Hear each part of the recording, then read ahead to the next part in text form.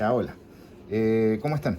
Vamos a explicar un poco acerca de cómo se divide el cráneo en relación a los huesos que él presenta, posee y cuál estructura está albergada en cada una de estas divisiones. ¿Ya? Entonces el cráneo del canino en este caso va a estar dividida en dos partes. Una que alberga al sistema nervioso central, denominada neurocráneo o región craneana. Y la segunda es la región facial o también denominada esplagmocráneo, en donde se van a encontrar la mayoría de las estructuras, como por ejemplo el bulbo ocular, la cavidad nasal, la cavidad oral, glándulas, vasos sanguíneos y estructuras nerviosas periféricas. Así entonces el neurocráneo va a estar constituido por los siguientes huesos.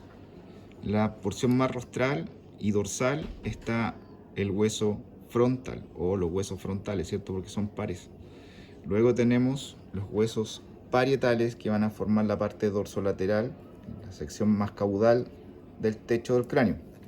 Lateralmente está el hueso temporal, que va a estar constituido por tres porciones: una porción escamosa, que va a formar parte del arco cigomático, una porción timpánica, que es la que forma la bula timpánica o el oído medio, y internamente una porción petrosa, que es la que está formando el oído interno. Hacia caudal se observa el hueso occipital, que está constituido por tres porciones también, al igual que el temporal: porciones escamosas, porción lateral, porción basilar.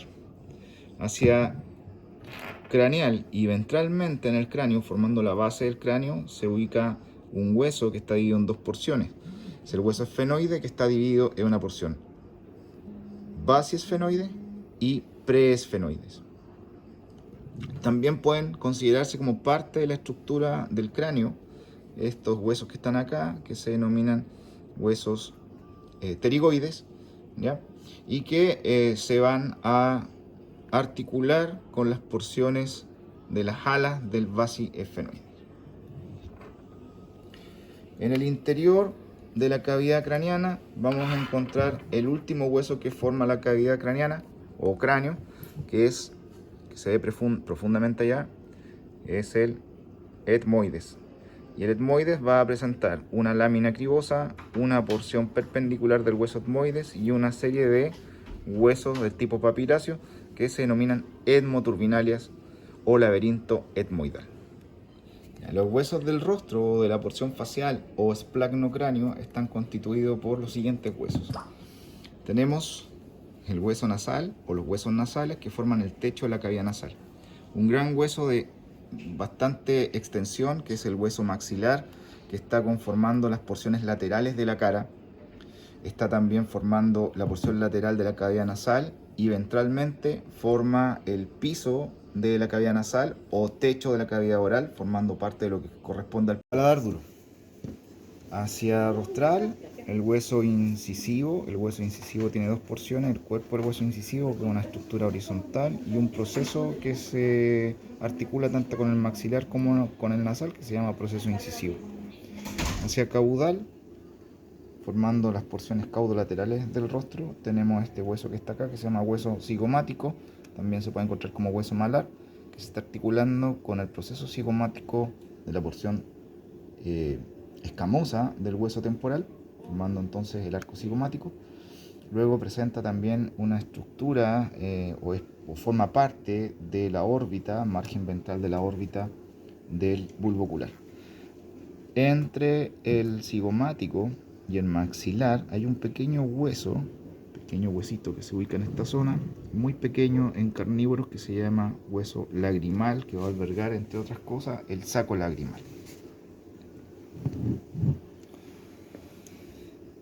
Caudo ventralmente, formando también parte del paladar duro, tenemos este hueso que está acá, que se delimita, que se articula junto hacia rostral con el hueso maxilar, que se denomina hueso palatino. El hueso palatino tiene una porción horizontal y otra porción que es perpendicular, que va a formar entonces, como ya dije, las porciones caudal de el paladar duro y también la porción caudolateral de lo que corresponde al esplagno-cráneo o cráneo facial. Y finalmente el último hueso, que es la mandíbula. La mandíbula entonces también forma parte de este esplagno-cráneo o cráneo facial, y que está dividida en dos porciones, una porción hacia rostral que se llama cuerpo de la mandíbula y otra que es esta que estamos viendo acá, que es caudal al cuerpo, denominado rama mandibular, y que es la que finalmente se está articulando con la porción escamosa del hueso temporal para formar la articulación temporomandibular.